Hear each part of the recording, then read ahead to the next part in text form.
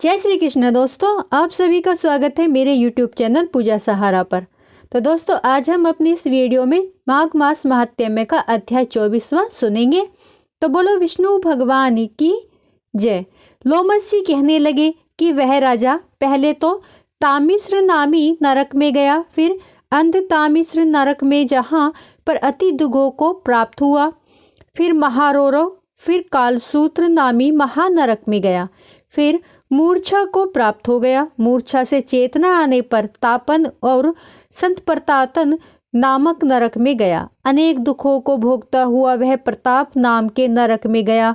तब काकोल, कुंडपल, पूर्व मृतिका, लोहशंकु, मृजीप आदि नरकों में होता हुआ 80 पत्र वन में पहुंच गया।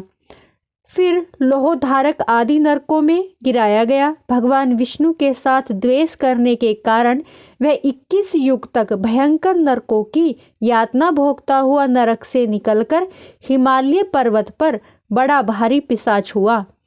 उस वन में वह भूखा और प्यासा फिरता रहा। उसको मेरु पर्वत पर भी कुछ खाने को न मिला, न भोजन न पानी मिला पीने के लिए।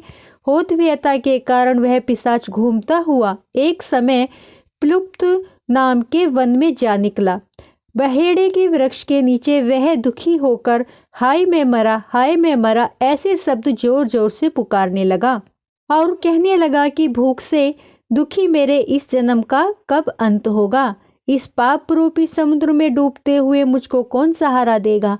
लोमस जी कहने लगे कि इस प्रकार वेद पाठ करते हुए देवदूती ने उसके दुख भरे वचनों को सुना और वहां पर एक पिशाच को देखा जिसकी आंखें लाल, डरावनी, दुर्बल शरीर, काले काले ऊपर खड़े बाल, विकराल चेहरा, काला शरीर, लंबी सी जीभ बाहर निकली हुई, लंबे होठ, लंबी जांघें, लंबे लंबे पैर, सूखा चेहरा, आंखों पर पड़े हुए गड्ढे।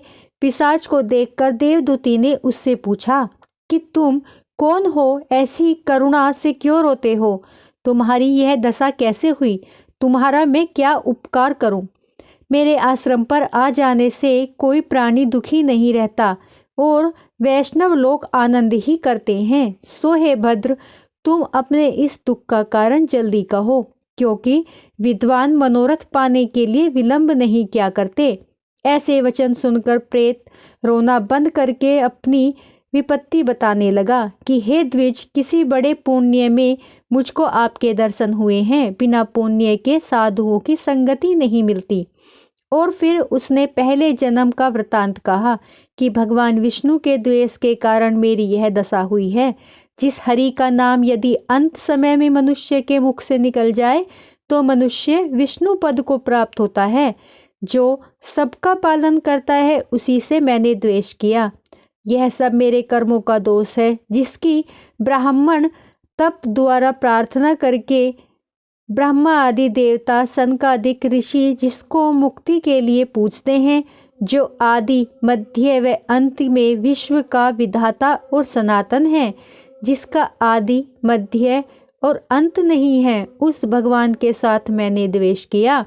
जो कुछ पुण्य किए मैंने पहले जन्म में, वह सब विष्णु की द्वेष रूपी अग्नि में भस्म हो गए। यदि किसी प्रकार मेरे इस पाप का नाश हो जाए तो मैं भगवान विष्णु के सिवाय किसी और देवता का पूजन नहीं करूंगा। विष्णु भगवान से द्वेष के कारण मैंने बहुत दिनों तक नरक यातना भोगी है और पिशाच योनि में पड़ा हूँ। इस समय मैं किसी अच्छे कर्म के योग से आपके आश्रम में आया हूँ, जहाँ पर आपके सूर्य रूपी दर्शन ने मेरे दुख समान अंधकार को दूर कर दिया। अब आप कोई ऐसा उपाय बताइए जिससे मेरी यह पिशाच योनि दूर हो जाए, क्योंकि सज्जन पुरुष उपकार करने में देर नहीं करते। देवदूती कहने लगी कि यह माया देवता, मनुष्य, असुर सबकी स्मृति को मोहित कर देती है, जिससे धर्म का नाश करने वाला द्वेष उत्पन्न हो जाता है। जगत के उत्पन्न करने, रक्षा करने तथा नाश करने वाले जो सब प्राणियों की आत्मा है, उनसे भी लोग द्वेष करते हैं। जिनके अर्पण करने से सभी कर्म सफल होते हैं, उनकी भक्ति से मुख मोड़ने वाले मूर्ख कौन सी गति को प्राप्त नहीं होते। चारों वर्णों का वेदोक्त हरि का भजन करना ही उत्तम है, अन्यथा कुमार्ग में चलने वाले मनुष्य नरक के गामी होते हैं। इसी कारण वेद विरुद्ध कर्मों को त्यागना चाहिए।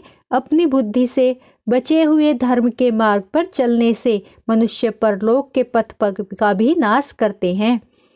वह वेद, देवता, ब्राह्मणों की निंदा करते हैं। झूठे मन कल्पित शास्त्रों को मानने वाले नरक में जाते हैं।